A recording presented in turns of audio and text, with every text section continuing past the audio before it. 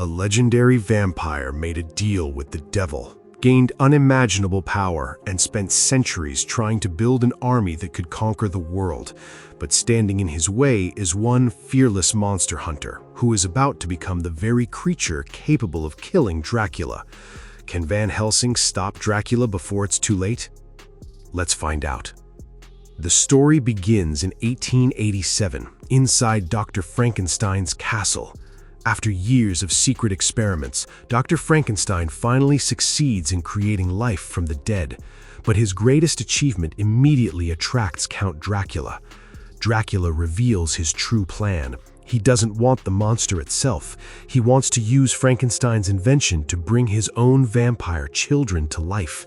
Horrified, the doctor refuses to help. Enraged, Dracula murders him without hesitation. At that moment, Frankenstein's monster awakens. Realizing his creator has been killed, he attacks Dracula, grabs the doctor's body, and escapes the castle. Outside, angry villagers surround the windmill where the monster hides. They set the entire building on fire. Dracula and his 3 vampire brides arrive too late. The windmill collapses, and everyone believes the monster has died in the flames. But Dracula knows his greatest opportunity has just slipped away. In Paris, a terrifying creature is hunting innocent people through the streets. A mysterious hunter follows the trail without fear. His name is Gabriel Van Helsing.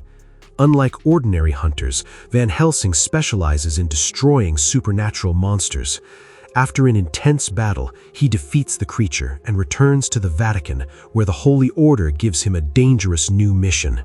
He must travel to Transylvania, destroy Count Dracula, and save the ancient Valerius family before their bloodline is lost forever. To assist him, the church sends a brilliant young inventor named Karl, whose strange weapons have already saved Van Helsing countless times. Meanwhile, in Transylvania, Princess Anna and her brother Velkin are already fighting Dracula's curse. During a werewolf hunt, Velkin sacrifices himself to save Anna after being bitten by the beast.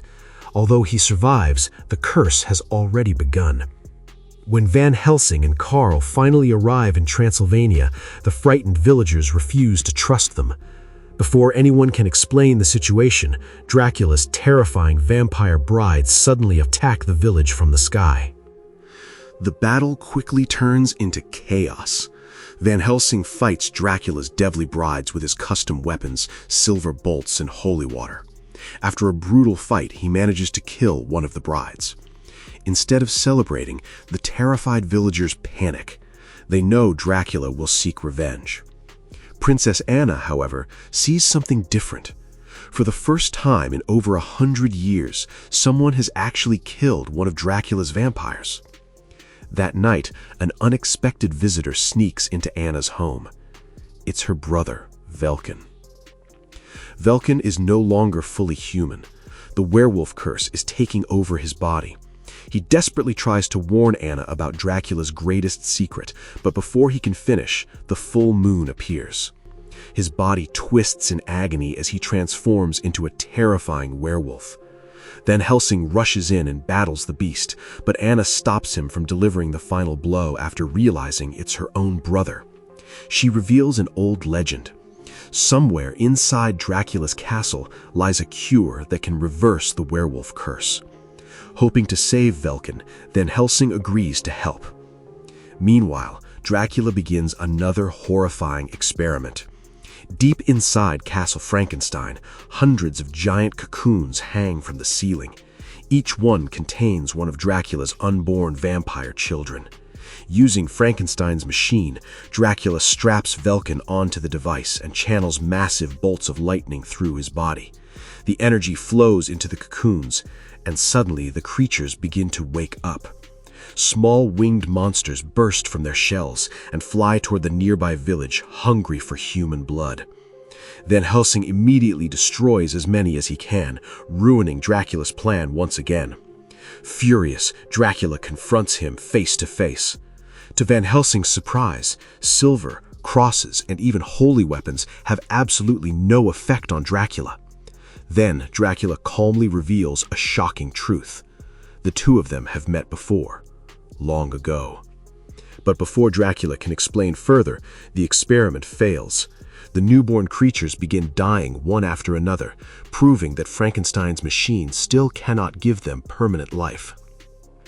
While searching an abandoned windmill, Van Helsing and Anna discover something unbelievable. Frankenstein's monster is still alive.